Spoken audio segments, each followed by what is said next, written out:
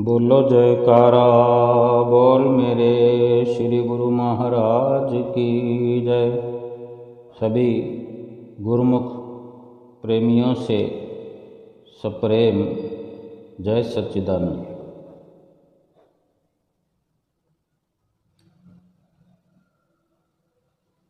हम इस प्रकार का एक विचार करें कि हमारे हाथ में पानी है, पानी लेकर खड़े हैं और हमारे सामने कोई प्यासा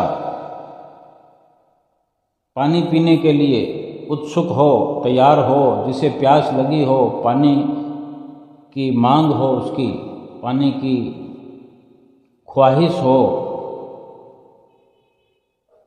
तो हम क्या कहेंगे उसे कि आप अपने दोनों हाथ मिला करके दोनों हाथ का चुल्लू बना लो ताकि मैं उसमें पानी डाल सकूं, क्योंकि आप अपने दोनों हाथ खोल कर खड़े हुए हैं। इस प्रकार बड़े अच्छे से पानी आप नहीं पी सकते। तभी हम उसे ये सलाह देते हैं, उसको ये तरीका बताते हैं।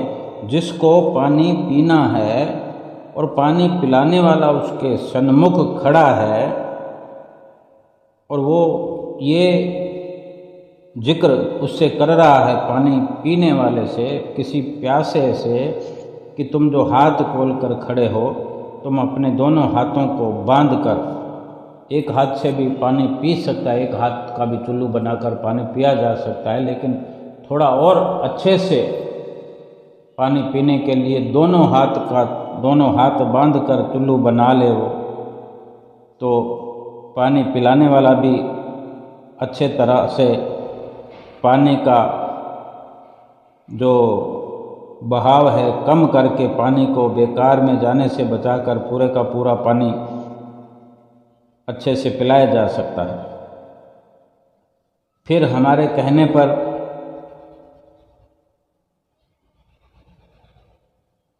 वो हाथ दोनों बांध कर चुल्लू बनाकर खड़ा हो जाएगा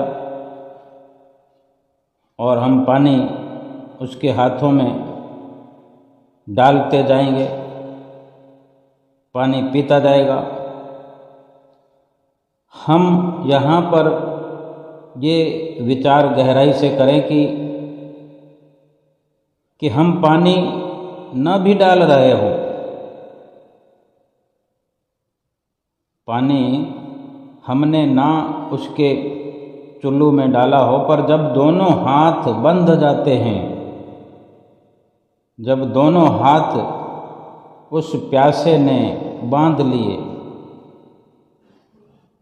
तो पानी उतर ही आता है कि इस प्रकार की मुद्रा में वो खड़ा है, झुका हुआ है, दोनों हाथ को बांधकर मुंह पर लगाए हुए है, पानी पिलाने वाला सामने है, न चाहते हुए भी वो पानी स्वयमेव उसके चुल्लू में उतरने लगेगा, क्योंकि फिर कोई संशय नहीं रह जाता।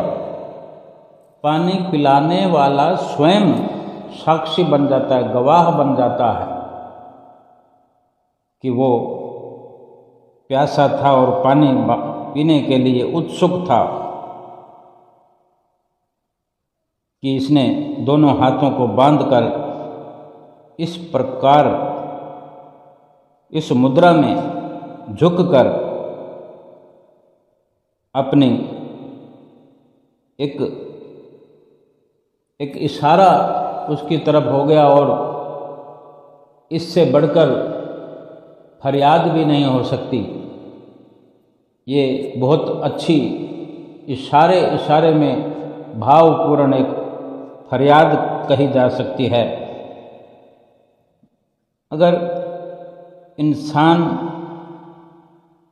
अपनी हर प्रकार से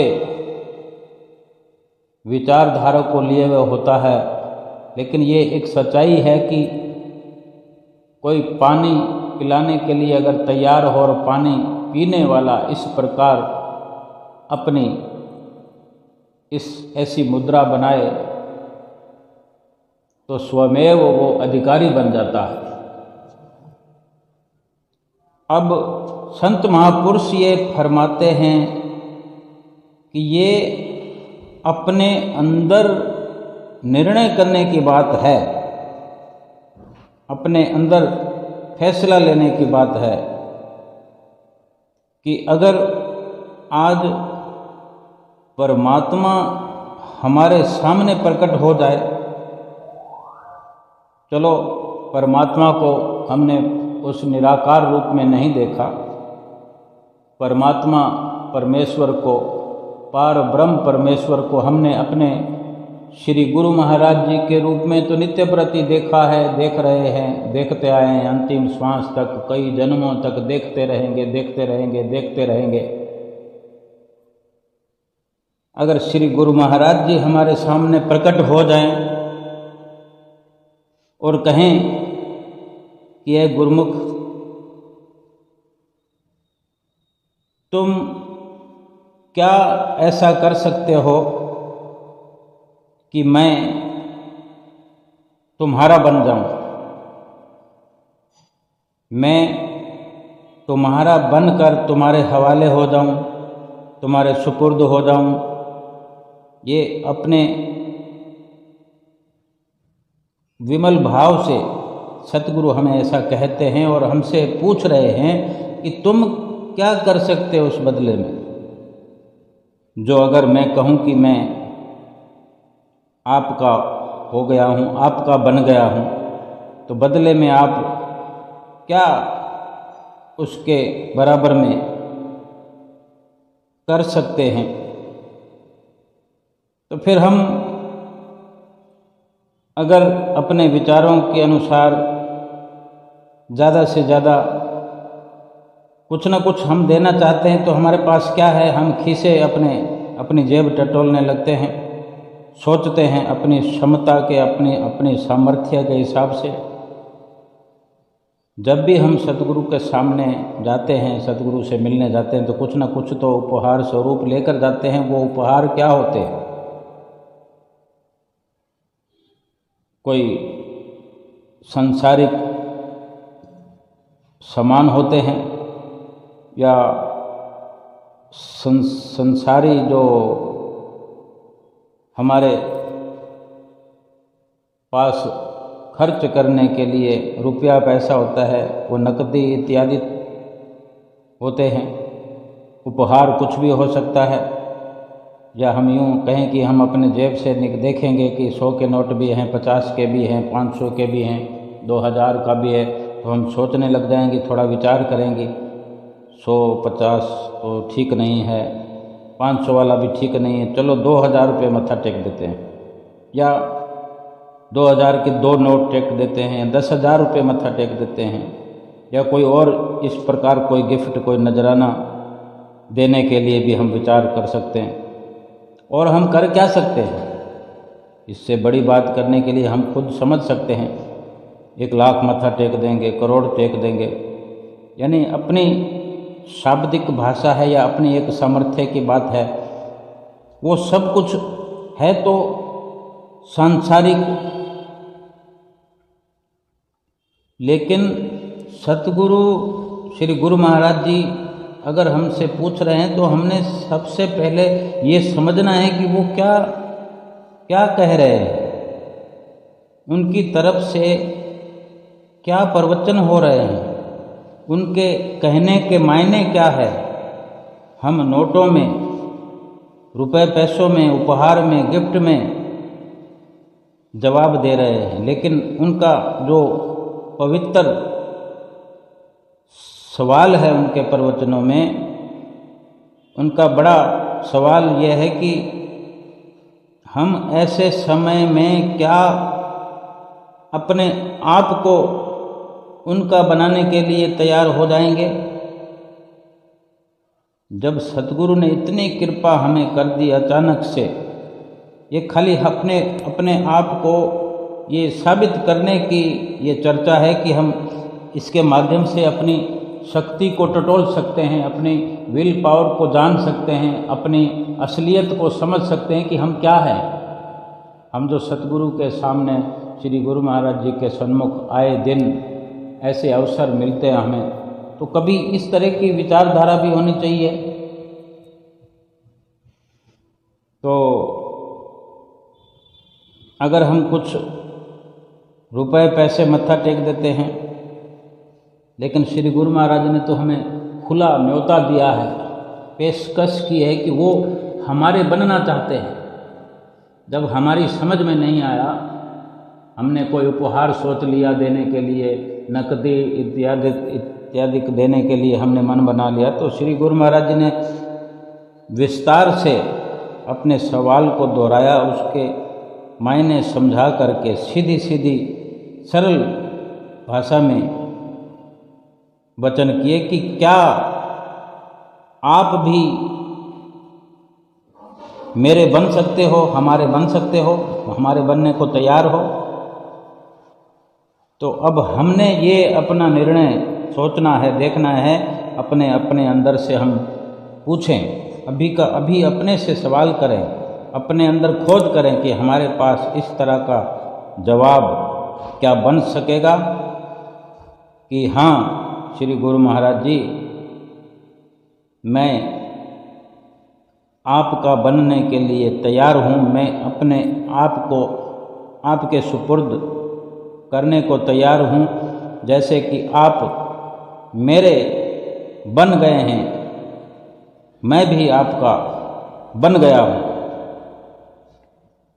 और मैं आपका बन जाऊँ, इसके सिवाय तो और कुछ है ही नहीं मेरे पास।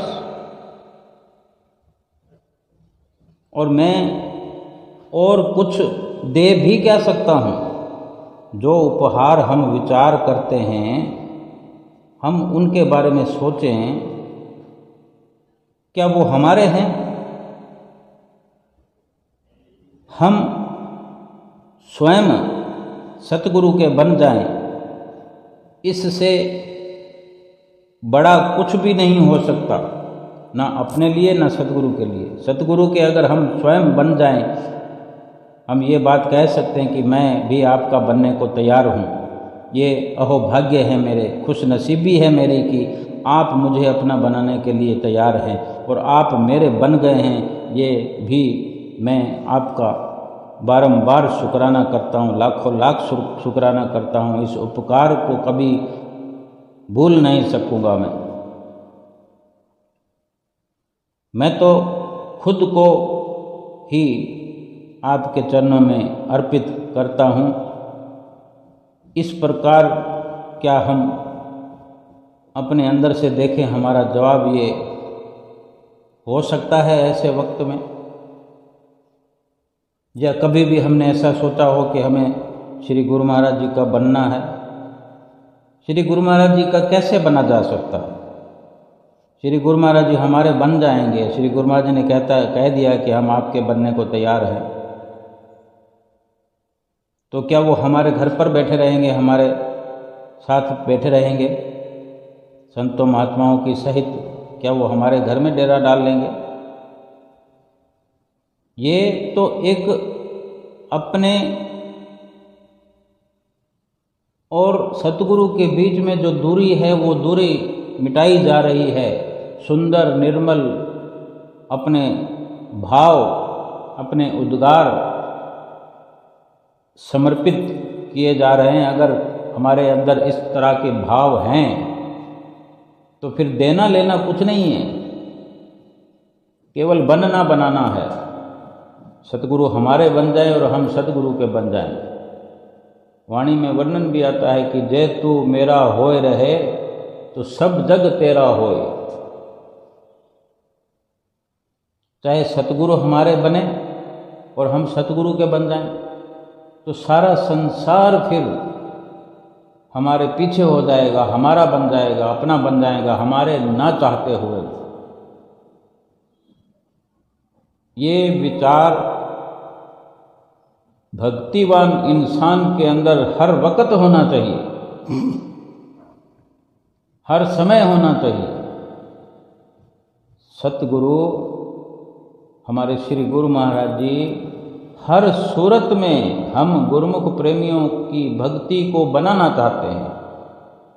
हमारी गृहस्थी को तोड़कर नहीं, गृहस्थी के साथ साथ गृहस्थी का भी निभाव होता रहे, गृहस्थी भी हमारी बड़े सुखद प्रवाह में चलती रहे, सुखद प्रकार से गृहस्थी का वहन होता रहे, उसका भी सतगुरु ध्यान रखते हैं। और परलोक भी हमारा संवरता रहे। और ये जो हमारे दिल के भाव हैं वो हमारे अंदर से प्रकट करवाना चाहते हैं कि अगर कहीं कोई कमी पेशी है तो हम साहस करके इस प्रकार के विचारों को अपने अंदर से ऊपर उबारें कि सतगुरु क्या चाहते हैं ये भी हम समझें। श्री गुरु महाराज जी को हमसे कुछ नहीं चाहिए। आज जो भी गुरुमुख श्री अनंतपुर धाम दरबार में जुड़े हुए हैं, जिनको सतगुरु की शरण मिली है, कोई 50 साल से लगा हुआ है, हम आपस में गुरुमुख भाई बहन मिलते हैं, कोई बातचीत होती है तो ये सुनने सुनाने का सिलसिला चल जाता है। कोई कहता मैंने तीसरी पातशाही गुरु महाराज जी के समय नाम लिया था, कोई कहता है मेरी नानी दूसरी पातशाही गुरु महाराज जी के समय से दर्शन किया करती थी, कोई कहता हम तो पाकिस्तान से लगे हुए थे, फिर 1947 में तीसरी पातशाही गुरु महाराज जी जैसे अपने साथ गुरुमुख परिवारों को लाए, और फिर उसके बाद में विभाजन के समय जो सरकारी इस आपदा में मुसीबत में जो बंटवारा हुआ तो लोग हिंदुस्तानी बन करके उस जगह से अलग हो गए। श्री गुरु महाराज जी भी स्वयं श्री आनंदपुर में अपना हमेशा के लिए निवास कर लिया। जो भी हो, लेकिन इस तरह की बातें चलती है। लोग आज बुजुर्ग हमारे सामने होते हैं, कोई 80 साल 90 साल की उम्र के, तो वो इस तरह की हमें कुछ लीलाएं सुनाते हैं श्री गुरु महाराज जी की। इस प्रकार की जो भी सुंदर लीलाओं का वर्णन करते हैं जो उन्होंने देखा होता है, तो ये बहुत पुराना हो सकता है। हम अगर 40-50 साल की उम्र में हैं तो हमने अपने दादा से, अपने पिताजी से, अपनी माताजी से, अपनी दादी से, नानी से, नाना से ऐसा सुना है, ऐसी ऐसी श्री गुरु महाराज जी के बारे में सुनते रहे हैं। और हम स्वयं आज अगर 50-60 साल की उम्र में हैं, 40 साल की उम्र में हैं, तो हम धीरे धीरे पुराने होते चले जा रहे हैं। हम भी ये बातें फिर कहेंगे हमारी दादी ऐसा कहती थी, हमारी नानी ऐसे कहती थी, हमारे परदादा ऐसा कहते थे। अपने बच्चों को, अपने नज़दीकी संपर्क में आने वालों को सुनाएंगे कि हमने तो पंचम पातशाही गुरु महाराज जी के समय से ही हमने 1970 में नाम लिया था, 71 में नाम लिया था, 75 में नाम लिया था, हमने संत नगर में नाम लिया था, हमने तो अमरधाम बम्बई में हम दर्शन करने गए थे, वहाँ पर नाम मिल गया हमको श्री गुरु महाराज जी ने ऐसे नाम दिया, हमको ऐसे नाम दिया, हमको श्री गुरु महाराज जी ने इस प्रकार से थोड़ी देर में ही नाम दे दिया। कोई कहता है हमें तो बिना मांगे ही नाम मिल गया। श्री गुरु महाराज जी ने पूछा कि नाम लिया है, हमने कहा नहीं लिया, तो श्री गुरु महाराज जी ने नाम जपवा दिया, नाम दे दिया। कितने प्रकार की ऐसी विचित्र विचित्र वाणियाँ गुरुमुख प्रेमियों के अंदर है। हमने ये सोचना है, ये चर्चा करनी है कि क्या कभी भी किसी को किसी प्रकार से श्री गुरु महाराज जी ने थोड़ा सा भी कष्टपूर्ण व्यवहार किया, कभी किसी से ऐसी मांग की कि कोई गुरुमुख संकट में पड़ जाए? कुछ भी श्री गुरु महाराज जी ने किसी से वार्ता की, किसी से संपर्क किया, बातचीत की, उसमें राज भरा हुआ होता है, रहस्य हो सकता है, लेकिन गुरुमुख का अहित नहीं होता। श्री गुरु महाराज जी ने मोटे तौर पर हम सबको यही सिखाया कि आप हमारे बनकर रहो, जहाँ भी रहो। और ये कितनी महत्वपूर्ण बात है कि अगर हम सतगुरु के बन के रहते हैं, फिर कितनी सुंदरता से हमारा जीवन व्यतीत होता है। तीसरी पातशाही गुरु महाराज जी ने जब लगभग 1939 में वहाँ जो कि कृष्ण द्वारा और उधर टेरी में, सीमा प्रांत में, लकी मरवत में जो सत्संग के बड़े बड़े केंद्र उस वक़्त के हुआ करते थे, वहाँ जो श्री गुरु महाराज जी नित्य प्रति सत्संग का प्रचार किया करते थे, तो वक़्त से पहले ही श्री गुरु महाराज जी ने, जो कि अंतर्यामी है, सब भांप लिया कि यहाँ अब अधिक समय गुजारा नहीं है। सो वहाँ पर बने बनाए मकानों के जब आप श्री गुरु महाराज जी वहाँ से प्रस्थान करने लगे श्री आनंदपुर की ओर, जो कि श्री आनंदपुर की रचना रची जा रही थी, तो वहाँ जब सामान टेंट वगैरह ले जाने थे, क्योंकि वहाँ व्यास पूजा का पर्व आने वाला था, तो श्री गुरु महाराज जी ने वो सामान समेटने की बात कही कि ये ले चलो, वहाँ ज़रूरत पड़ेगी। तब भगत जन, कुछ संत जन वहाँ पर कहने लगे, आप जी के चरणों में विनती करी कि स्वामी जी ये सब यहाँ से पहले लेकर जाएंगे, फिर वापस लेकर आएंगे, तो क्यों ना ये यहीं रहे, या फिर वहाँ ले जाएं तो फिर वापस लाने की ज़रूरत नहीं रहे, यहाँ पर फिर से इंतज़ाम कर लिया जाएगा।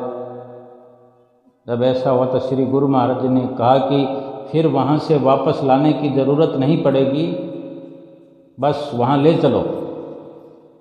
तो फिर कोई क्या कह सकता था, और लीलाधारी भगवान कौन सी लीला कर रहे हैं, कौन से वक़्त के लिए आप इशारा कर रहे हैं, ये तो वक्त आने पर ही पता होता है, पता लगता है। श्री गुरु महाराज जी ने ये भी वचन फरमाए कि सब लोग उस वक़्त में जितने भी लोग संपर्क में थे वहाँ के, कि सब लोग यहाँ से चलो, श्री आनंदपुर के आसपास चल के रहो, अपनी गृहस्थी बसाओ और वहीं कोई काम धंधा देखो, यहाँ नहीं रहना, हमारे साथ चलो और सुखपूर्वक वहाँ जीवन व्यतीत करोगे।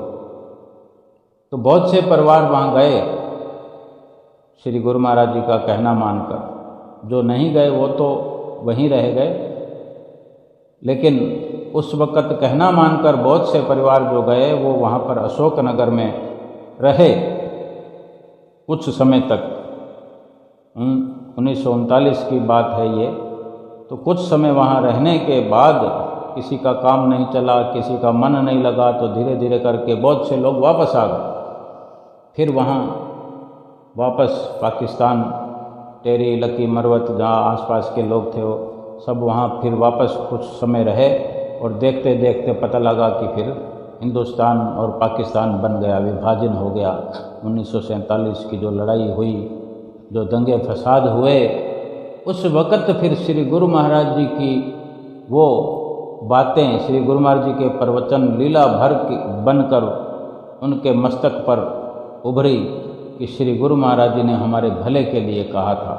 हमने बात नहीं मानी, जो आज यहाँ दुखों का मुंह देखना पड़ा। हम थोड़ी बहुत परेशानी और थोड़ी बहुत मुसीबत नहीं सहन कर पाए और वापस यहाँ चले आए, और आज इतने मुसीबत में फंस गए हैं, और फिर भी श्री गुरु महाराज जी ने दया करके फिर ऐसा अवसर बख्शा कि फिर वही के वही लोग सरकारी हुक्म से फिर हिंदुस्तान में ही आ कर के रहे। इस प्रकार से हम अगर देखते हैं तो श्री गुरु महाराज जी हर कार्यवाही ऐसी करते हैं कि हमारा हित होता है, हमारी भलाई होती है, लौकिक भी भलाई होती है और परलौकिक भी। अगर संसारिक नज़रिए से देखें तो भी भलाई है और परमार्थिक नज़रिए से देखें तो भी भलाई है। भलाई ही उनके वचनों में छिपी है, भलाई ही उनकी हर कार्रवाई में निहित है, छुपी हुई है। क्योंकि आप श्री गुरु महाराज जी इस धरती पर अवतरित ही हम गुरुमुख प्रेमियों का भला करने के लिए हुए हैं। कभी चाहते नहीं सतगुरु कि हमारे गुरुमुख किसी मुश्किल में फंस जाएं। उनकी मुश्किलों को वक्त से पहले आसान कर दिया करते हैं। हम भली भांति ये कह सकते हैं, गुरुमुख जन अवश्य कह सकते हैं, गुरुमुखों ने हर पल महसूस किया है कि श्री गुरु महाराज जी ने हमारे लिए ये रचना रचा दी। चाहे 7 समुंदर पार बैठे हों तो भी उनकी जुबान से उच्चारण बहुत बार होता रहता है कि ये मेरे श्री गुरु महाराज जी ने लीला रचाई है। वो सब जानते हैं। मुझे नहीं मालूम था कि मेरे पर कौन सी विपदा आने वाली है, लेकिन मेरे सतगुरु जानते थे। उन्होंने ये लीला रचाकर मुझे मुसीबत में पड़ने से ही बचा लिया। मुसीबत से नहीं बचाया, बल्कि मुसीबत में पड़ने ही नहीं दिया। ये असर सारा सतगुरु की आज्ञा मानने में है, सतगुरु का बन के रहने में ये सारा कुछ संजोग बनता है। कुदरत ऐसी रचना रचाती है। तो जब कोई इंसान कहता है कि हम भजन भक्ति करेंगे, जब दुख मुसीबत आएगी तो सतगुरु को पुकारेंगे, सतगुरु ऐसा कहते हैं कि तुम्हारी मुसीबत को कम कर देंगे, लेकिन सतगुरु के इशारों को ठीक ठीक समझें और पूरी पूरी दिलचस्पी से पूरी सूरत की डोर सतगुरु के चरणों में एक अटूट रिश्ता बन जाए और पूरी सतगुरु की आज्ञा में हमारा जीवन हो जाए तो मुसीबत तो आती ही नहीं है। मुसीबत तो आने ही नहीं देते सतगुरु देव महाराज जी।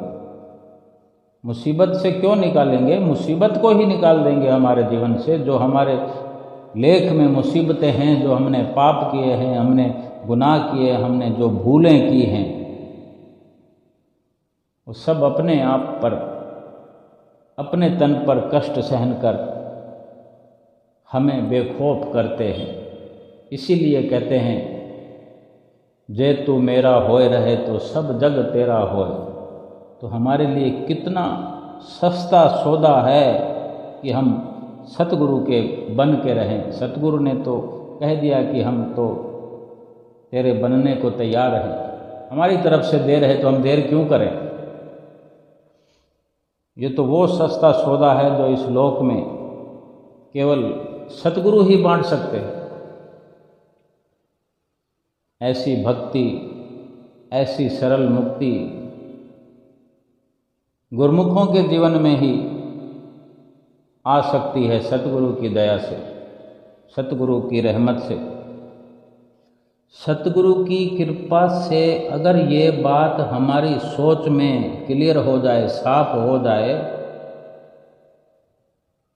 कि हम सतगुरु के बनने को तैयार हैं, बड़े अच्छे से हम संकल्प कर लें, ये मान लें कि सतगुरु का बन के रहने में लाभ ही लाभ है।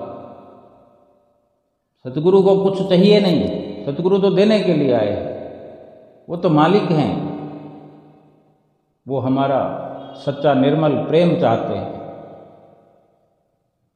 यही बात हमारी सोच में अगर साफ हो जाए तो ये सूत्र हमारी जिंदगी को बदल सकता है, हमारे लोक परलोक संवार सकता है। हमारी तो यही सफाई होनी चाहिए, हमारी बातों में यही सच्चाई उजागर होनी चाहिए कि मैं तो तैयार हो गया हूँ, मैं तो तैयार हूँ, मैं तो सतगुरु का बन गया हूँ, मेरे अंदर अब कोई संशय नहीं है, मुझे तो सतगुरु का बनने पर ही लाभ है। सतगुरु के पावन वचन हैं कि जो धर्म के दांव पर लग जाते हैं खुद, यानी हमने जीवन की बाजी इस भक्ति पर लगा दी, अपने आप को भक्ति के दांव पर लगा दिया, स्वयं को लगा दिया। हमें तो किसी ना फिर हार की चिंता होगी ना जीत की चिंता होगी। जो अधिकतम और अनंत धैर्य रखने के लिए राजी हैं, इस धीरज को जो धारण कर सकता है, जो ऐसा धैर्य अपने अंदर बना सकता है, उनको सतगुरु की कृपा से सब कुछ मिल जाता है और बिना प्रयास के मिलता है। सारी दुनिया तो पच मरती है और वो प्राप्त नहीं कर सकती जो एक गुरुमुख, एक सच्चा गुरुमुख, सच्चा सिख, सच्चा शिष्य, उन्हें तो पलक झपकते जरूरत की चीज़ सतगुरु मुहैया करा देते हैं, चाहे वो अपना गुरुमुख उनका कहीं भी खड़ा हो। मुश्किल की घड़ी आने से पहले ही उसको उबार लेते हैं। हम जब श्री गुरु महाराज जी के चरणों में पहुंचते हैं तो हमें क्या प्रसाद मिलता है? दर्शन मिलते हैं, दर्शनों के बाद प्रसाद मिलता है, श्री आरती में दर्शन मिलते हैं, श्री आरती में दर्शनों के बाद दर्शन करते हुए, श्री आरती करते हुए फिर प्रसाद मिल जाता है। वो प्रसाद जो मिलता है उसमें ऐसा क्या है? जब प्रसाद पर हमारी नज़रें गड़ जाती है, जो प्रसाद देने वाले आते हैं, तो हम दोनों हाथ करते हैं, कभी एक हाथ करते हैं।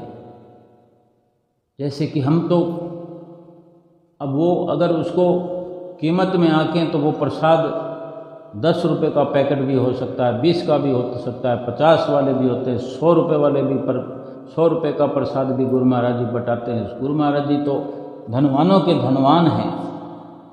वो जो हमें देना चाहें कहीं से भी व्यवस्था हो जाती है, रिद्धियाँ सिद्धियाँ हाथ बांधे उनके आगे खड़ी है। लेकिन हमें ये विचार करना है, क्या वो प्रसाद हमने कभी देखा नहीं होता? क्या हमने कभी उसको यूज नहीं किया अपने घर में?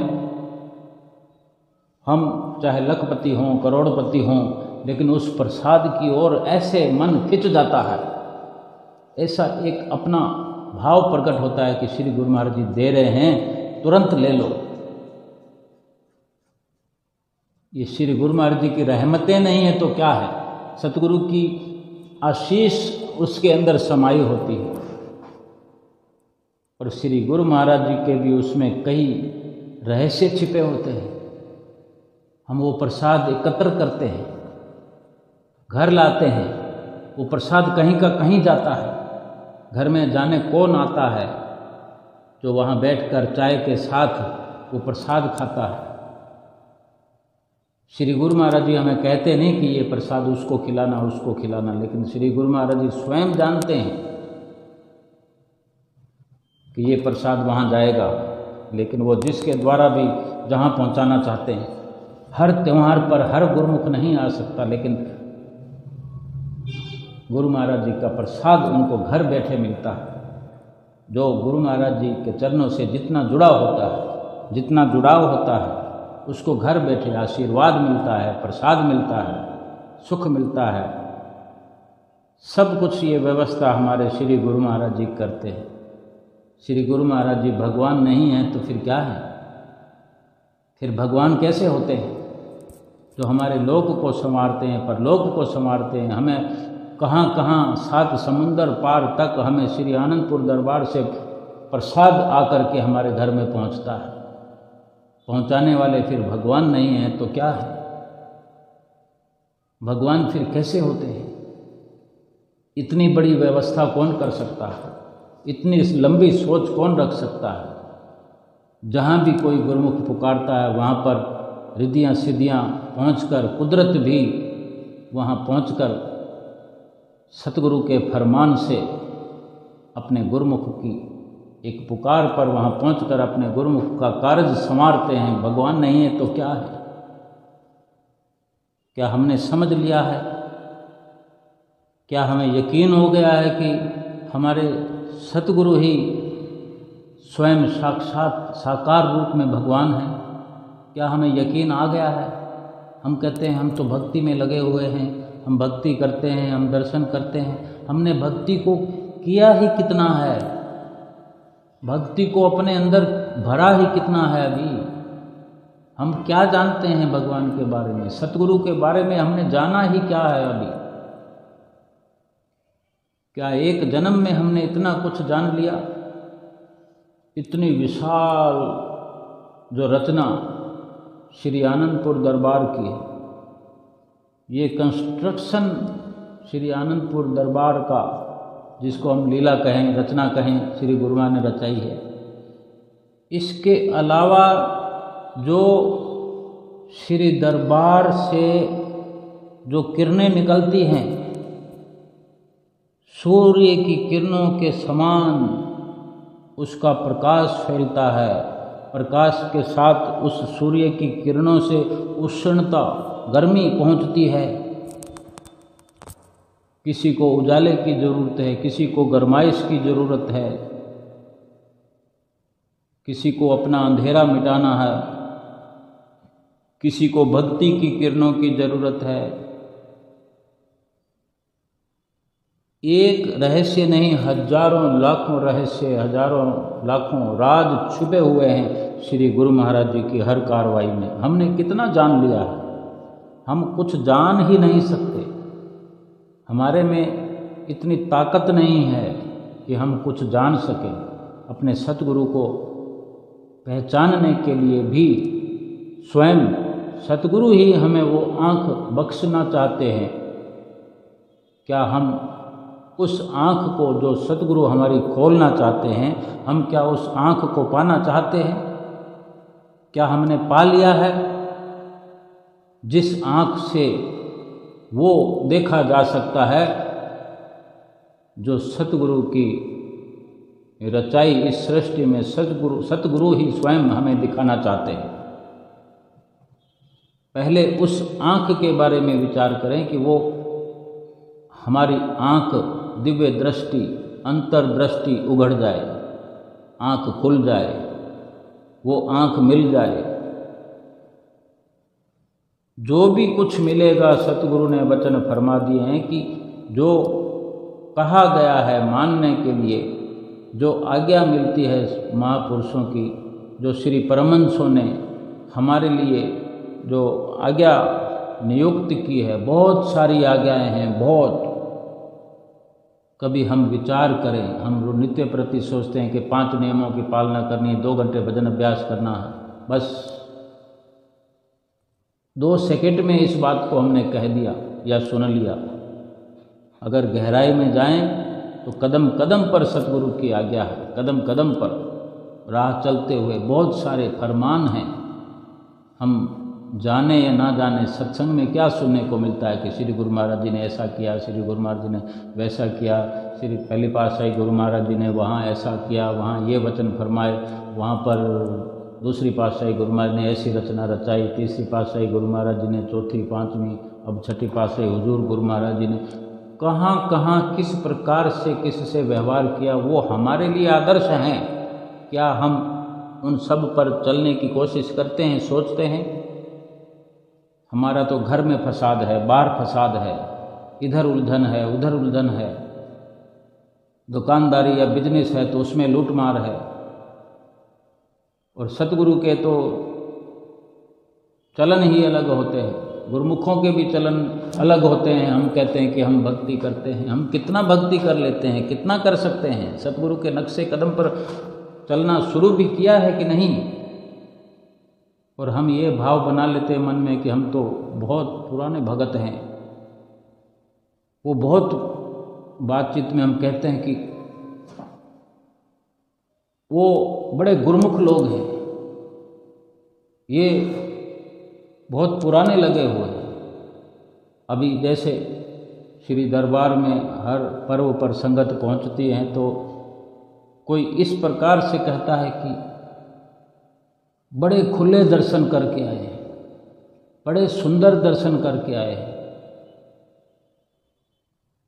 तो उसके लिए तो बहुत बड़ी बात है कि वो पहले से अधिक नित्य नियमों की पालना करेगा, पहले से अधिक भजन अभ्यास करेगा, पहले से अधिक सात्विक जीवन व्यतीत करेगा।